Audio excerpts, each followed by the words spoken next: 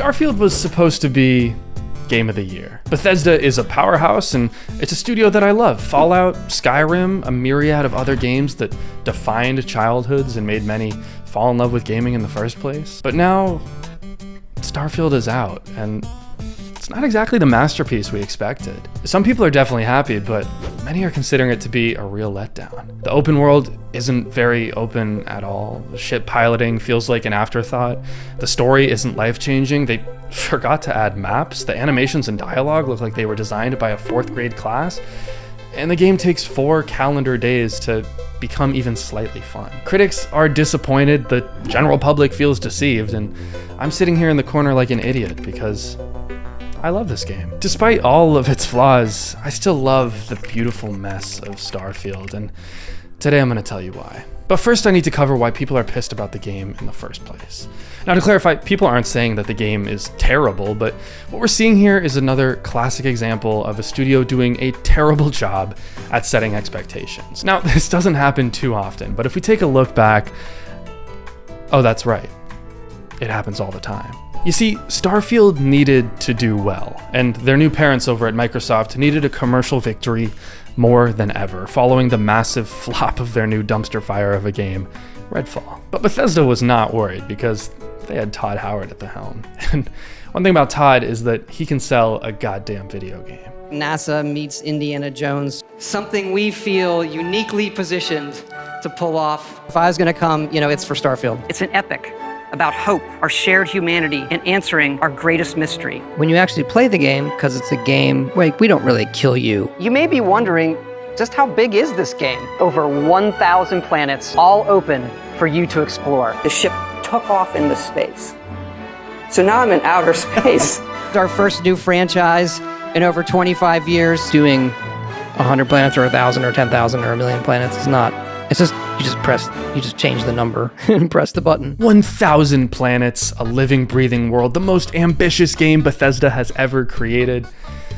Say what you will about Todd, but the man is a wordsmith, and boy, does he know how to build hype about a game. And the thing is, I don't think he's even doing it in a nefarious way. I think Todd loves gaming, I think he loves his studio, and I think he's just doing what needs to be done in order to sell as many copies of the game as possible. It's his job, but this plague of overpromising and under-delivering has been poisoning the industry for years now, and Todd is definitely one of the worst offenders. So hype for Starfield was at an all-time high, and to be honest, I was kind of turned off by the way the game was branded.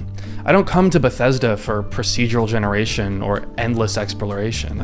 I want a carefully curated world that has real depth and secrets to uncover, not 1,000 planets of what a computer thinks is fun. I mean, I want Todd to sit there and place every rock and star by hand. Is that too much to ask? So I was in the skeptic group, along with people like Jack Sather, who has a great video on the topic that you should check out. But did that stop me from pre-ordering the $100 version of the game so I could play a few days early?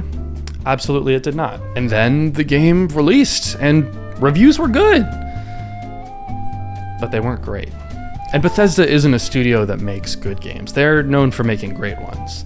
Especially in a year where we've had so many hit games, Starfield just doesn't really join the conversation. So I've seen people that are really happy with the game, for sure, but a lot of the discourse is coming from people who feel let down. Remember those 1,000 planets?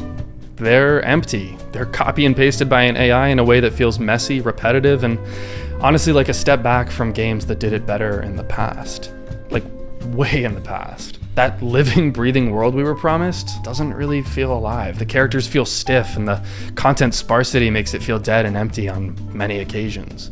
I mean, how is it supposed to be a breathing world, Todd? We're in space here. Come on. This is kindergarten level stuff. The characters look embarrassingly bad, especially after Baldur's Gate just raised the industry bar on realistic dialogue animations. So, these things are unusual? Even in your experience? Mom, I want to go home. And the most ambitious game Bethesda has made to date? I don't know, it's definitely the best looking, and I bet they invested a lot in some of the new systems, but I feel like a lot of that investment was misguided and would have been benefited from being directed instead at giving the game more depth, giving it more handcrafted experiences. I would so much rather have 50 planets full of life than 1,000 full of nothing. And at the crux of the whole mess is the loading screens. When I picture a space game, I want to be able to walk over to my ship, get in, and fly away all in one seamless motion. But in Starfield, it's more like this. So I realize the game isn't what it was supposed to be. And the way it was marketed feels predatory, and I'm the victim. I should hate this game, and I should be pissed at Bethesda, but Todd, god damn it, you've done it again. I absolutely love Starfield. I know I shouldn't, but the game scratches an itch I didn't realize I had and has me smiling like an idiot despite all of its issues. From the very start, the game just reeks of Bethesda. Hey, you're finally awake. During that opening sequence, I couldn't help but smile. You're riding that elevator down to the mines that I yearn for. I was immediately brought back to the carriage in Skyrim. I basically walked through the game's Helgen and finally emerged from the caves to, holy cow, you guys, there's a whole world out there. And here I thought we'd be stuck in that cave for the next 50 hours. And that Bethesda feel keeps up the entire game. First, there's the characters who are hilariously Bethesda. I know I was just clowning on them earlier, but they do admittedly look better than they ever have before. Sure, they have a little trouble keeping eye contact, but let's be honest. Put me in a social situation and I'm doing the same damn thing. And the dialogue those characters deliver is hilarious the entire time. And again, I couldn't help but think back to Skyrim. I feel like Bethesda dialogue is just a series of statements rather than a flowing conversation. So it feels a bit awkward, especially when paired with the goofy jokes and the awkward cadence that they love to throw in. But Bethesda gets a pass here because I'm not coming for the world's most serious, most transformative story. I'm here for more times like this, when I get to declare that no, I'm not coming with you. For I am an elevator person now and I build my kingdom here. But again, in classic Bethesda style, because I'm expecting such a light and sloppy story, the few times that they subvert those expectations, it really hits. And I won't spoil anything, but the story has some great twists and turns that hit a lot harder when you're expecting elevator kingdom talk. There's actually a reason for this goofy writing that I didn't know about. I was listening to Triple Click the other day, and one of the co-hosts, Jason Schreier, was explaining how Bethesda has all their quest writers write all the dialogue in the game, whereas studios like Larian have dedicated quest and dialogue teams. And looking at the dialogue in both games side by side, didn't see any elevator kingdom talk in Baldur's Gate. Gonna have to give the point to Bethesda here. And finally, there are the incredibly Bethesda systems. A perk system a la Fallout, limitless fast travel, annoying shopkeeper budgets, menus that have barely evolved over the past decade. Hell, even jumping with the Y button is nostalgic. And yeah, I play with a controller on my PC because I have what they refer to in the medical community as issues. And you're probably thinking, yeah, I get that the game reeks of Bethesda, but that didn't sound all that positive. And from an objective standpoint, you're totally right, but I'd be remiss if I didn't mention this first. My experience with this game is not objective, and I know for a fact that many of you will feel the same exact way. All these systems, all these great design choices, even the sloppy design choices, combine together to create an incredibly cozy experience. For years and years, Skyrim was my favorite game. The memories I have with that first playthrough, those years playing on a small screen, wrapped in a blanket, and while the crisp Vermont snow fell behind me, those are the memories that came flooding back as soon as I stepped into Starfield. It didn't matter that I didn't see a dragon the whole time, though I did have some close calls.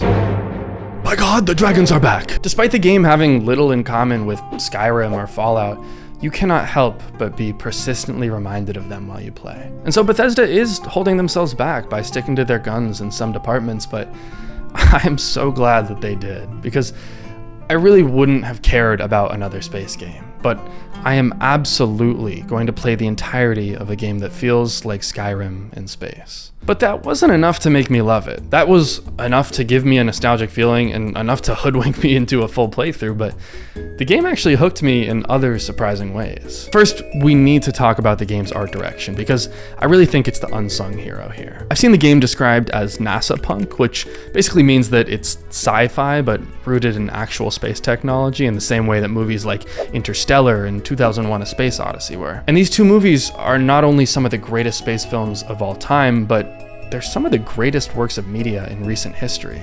And it's because of how they combine incredible cinematography with the incalculable beauty and aura of space. And Starfield takes that and for the first time applies it to a game with massive success. And to me, it's clear that this is what Bethesda was going for. The game has this crazy film grain and tons of cinematic cutscenes that are basically the video game version of these movies. I mean, the docking sequence, the spaceship that Vladimir lives on, they even have their versions of Hal and Tars, who immediately became my favorite character, even when he was roasting my ass. I am looking at one. And the art direction spills into the music as well. I mean, you guys probably know that I'm a bit of a video game music freak, but wow, the music in this game is simply incredible. There's these long, droning, atmospheric melodies that come just short of taking the forefront of your mind as you play the game. The depth, the sense of wonder and adventure in the unknown that they evoke, really something special. And this all bundles up into a game that is unlike anything else I've ever played before. I don't think games need to feel like movies, but sometimes it's not a bad thing when your experience feels cinematic. Starfield captured lightning in a bottle with its art design, but funnily enough, it's not even my favorite thing about the game. You see, space games are not usually my cup of tea, but something about experiencing space through a video game is an incredibly unique experience. I mean, usually we're experiencing it through a movie or a documentary where there's this constant narration or narrative filling the, what's the word? Space. But a video game doesn't have that same need. One thing I love about open world games is how you can choose your own pace, and I think pairing that freedom in Starfield with the space atmosphere Bethesda has created results in something truly special. It's because space is this concept that we can't truly grasp as terrestrials. The isolation is on a scale that you literally can't find on Earth, but it evokes a hauntingly beautiful sense of freedom and tranquility when you experience it. And I think Bethesda has captured that better than any game that's come before it. I mean, I won't even claim that it's the best space game out there. No Man's Sky does exploration better. Outer Wilds has a better narrative, but Starfield has the best atmosphere, and pairing that with both its beauty and its sound design results in something truly special. Now I'm known as a loser, so it's not uncommon for me to smile at my monitor when I'm playing games alone in my room, but never have I smiled so much at the pure atmosphere of a game than in Starfield. Flying my ship through their beautifully realized space, landing on planets where I'm literally the only life form, it is a surreal feeling, and it is one that is difficult to realize. Despite its shortcomings, despite its loading screens, Starfield is still able to suspend your disbelief, and you'll forget you're playing a video game. Instead, it's just you, your ship, and a field of stars. Wait, so was Starfield the perfect next generation of video games that Todd and their marketing department hyped it up to be? No, it really wasn't, and I wish they hadn't spent so much of their time and money trying to convince us that the game was something that it was not. But they still found their way into greatness. Is it the most fun I've had playing a game in years? Am I in love with the combat, the quests, the characters? Not really. But it's somehow both an incredibly cozy and nostalgic Bethesda experience and a glance into the haunting beauty of space. And for me, that's an experience that I won't forget. And if you want a similar haunting beauty of space between uploads that is, drop a sub, it's free. You will be getting a bill in the mail, but it's free for now. Now, I know I had a blast with this game, but I'd be curious to see what you guys think, so please drop your comments below. Till the next time, this has been Meraki. Bye-bye.